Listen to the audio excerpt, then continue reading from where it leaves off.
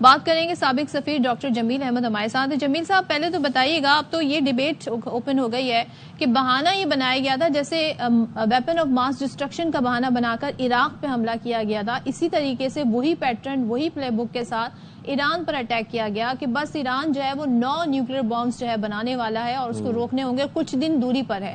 لیکن اب پتہ چل رہا ہے رضا پہلوی جس طریقے سے آ رہے ہیں، جس طریقے سے پروموٹ کیا جا رہا ہے، اور یہ تو رجیم چینج کا اصل مقصد تھا، جس کے لیے اب ظاہر ہے سب ان کے ارادوں پر، انٹینشنز پر بھی سوال اٹھ رہے ہیں۔ تو اصل یہی معاملہ ہے۔ دونوں معاملات میں مقصد تو ایک ہے، مقصد یہی ہے کہ ایران جو آنکھیں دکھلاتا تھا اسرائیل کو ایک واحد ملک اس پورے خطے میں، اس کو نیوٹرلائز کر لیا جائے، جیسے کہ سیریا، جیسے کہ عراق کو کیا، جیسے کہ حماس کو کیا، جیسے کہ حزب اللہ کو کیا۔ تو یہ 1 by 1 وہ ساروں کو نیوٹرلائز کرنا چاہتے ہیں۔ ہمیں تاریخ جو ماضی قریب ہمارا ہے اور ماضی بعید دونوں سے ہمیں اپنے ان گفتگو کے بارے میں منطق نکالنی چاہیے اور نتیجہ حاصل کرنا چاہیے۔ تاریخ یہ ہے کہ 67 تک تو جو گرد و نواح کے ممالک تھے، ایجپٹ ہو گیا، جارڈن ہو گیا، سیریا ہو گیا، انہوں نے مزاحمت پیش کی۔ 67 کے بعد ان کو اتنا زیادہ زیر بار کر لیا گیا کہ 67 کے بعد ان نے کچھ تو معاہدے کر لیے جارڈن کے ساتھ اسرائیل نے اور ایجپٹ کے ساتھ، اور اس کے بعد باقیوں کو اتنا کمزور کر دیا کہ وہ اب صرف یہ ملک رہ گیا۔ اب چاہے رجیم چینج کریں تب بھی نیوکلیئر فورس کو ڈسمنٹل کر دیں گے، اور نیوکلیئر کو ڈسمنٹل کرنا اصل مقصد ہے۔ تو جہاں تک رہا سوال کہ رجیم چینج کا، رضا پہلوی جتنا اس کو پروموٹ کیا جا رہا ہے اور اس کی تصویر نیتن یاہو کے ساتھ شائع ہو رہی ہے سوشل میڈیا پہ، اتنا ہی قوم ایران میں متحد ہو رہی ہے۔ میجورٹی کی میں بات کر رہا ہوں، سائزیبل میجورٹی۔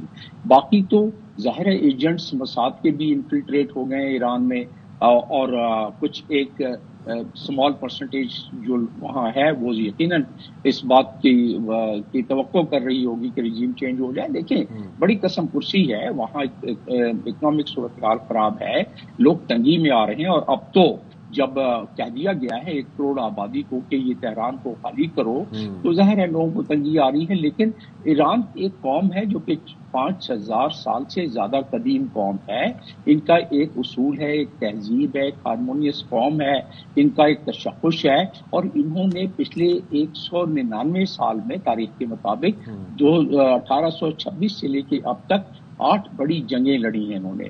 ان 8 بڑی جنگوں میں ہر جنگ کے بعد چاہے جتنا بھی نقصان ہوا ہے اپنے پیروں پہ کھڑے ہوئے ہیں۔ آپ یہ آرگومنٹ کر سکتے ہیں کہ اب تو ٹیکنالوجی کا دور ہے، یہ درست ہے، تو ایران نے بھی تو اب تک دیکھیں سسٹین کیا ہے۔ آج گزشتہ شب 40 سال سے سینکشنز لگے ہوئے ہیں، اور ساتھ میں سینکشن کے باوجود دیکھیں نیوکلیئر کی افزودگی کر لی ہے 60% تک، تو کم از کم دنیا کے پاس اس کا ریکارڈ ہے نا، جب سے جیسی POA سے واک آؤٹ کیا ہے، اسکریپ کیا ہے ڈونلڈ ٹرمپ نے 1918 میں، تو ایران کے پاس یہ اختیار تھا کہ وہ اس کو انرچ کر سکے 60% تک، تو پھر اس نے کر لیا اس کو، اور بغیر اس تمام سینکشنز کے باوجود تو ایران میں اتنی ریزیلینس تو ہے، اور ان تمام سینکشنز کے باوجود ان کے پاس ابھی super sonic missile as per report 2000 کے قریب تو رپورٹڈ ہیں، اس کے علاوہ بھی یقیناً ہوں گے، اور پھر ان کے پاس میزائلز تو وہ اپنے خود بنا رہے ہیں نا۔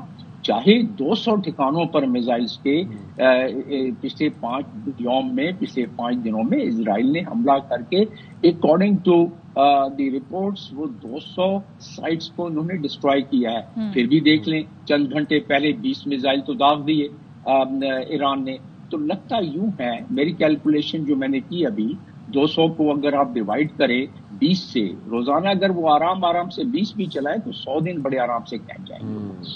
5 دن ہو گئے، باقی 95 دن۔ لیکن جمیل صاحب یہاں پر سوال یہ ہے کہ کیا خطہ 100 دن کی جنگ برداشت کر سکتا ہے؟ اور اس 100 دن کی جنگ اگر یہ خدا نہ خواستہ جنگ اتنی طویل جاتی ہے تو اس کا عالمی امپیکٹ کیا ہوگا، باقی ملکوں پہ کیا امپیکٹ ہوگا، خاص طور پر ایرانین آئل کو اگر ہم ڈسکس کریں۔ لیکن ہم یہاں پہ یہ دیکھ رہے ہیں کہ چین جیسے ہمیں پتہ ہے کہ اپنی 40 سے 50% توانائی کی ضروریات ایران سے پوری کرتا تھا، تھا. اب ہم یہ دیکھ رہے ہیں کہ صدر شی جن پنگ نے کل ایک بڑا اہم بیان دیا جس میں انہوں نے کہا کہ دنیا جو ہے وہ امریکہ کے بغیر بھی موو فارورڈ کر سکتی ہے, آگے چل سکتی ہے, اور تھوڑی ذرا انہوں نے سختی بھی اپنائی اپنے بیان کے اندر.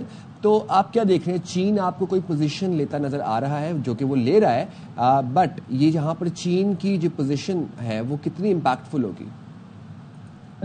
یقیناً بڑی امپیکٹفل ہوگی. چین بہت کم اس معاملے میں دھمکی آمیز الفاظ کبھی بھی استعمال نہیں کرتا ہے چین.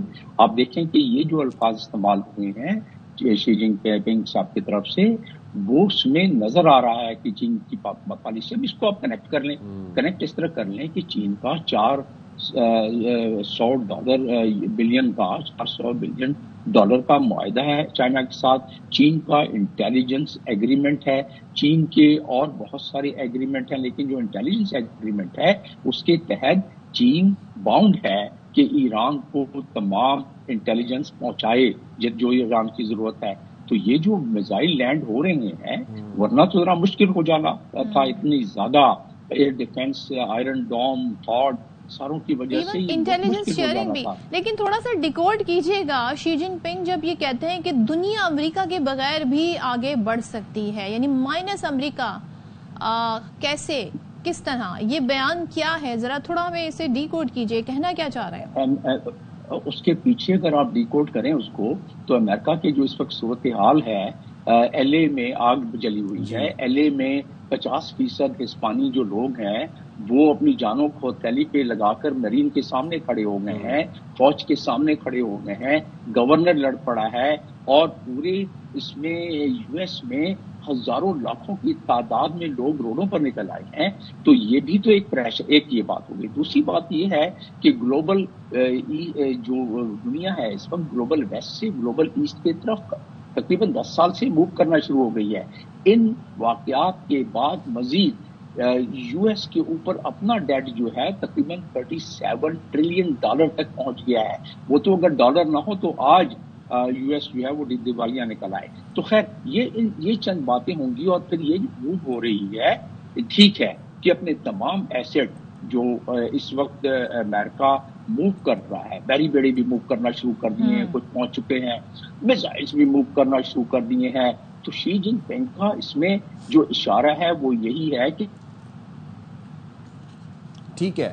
سابق سفیر جن صاحب ہمارے ساتھ موجود تھے, اور بالکل وہ یہ کہہ رہے تھے کہ چین کا جو اس کے اندر ٹیک ہے اور پوزیشن لینا ہے وہ واضح ہے.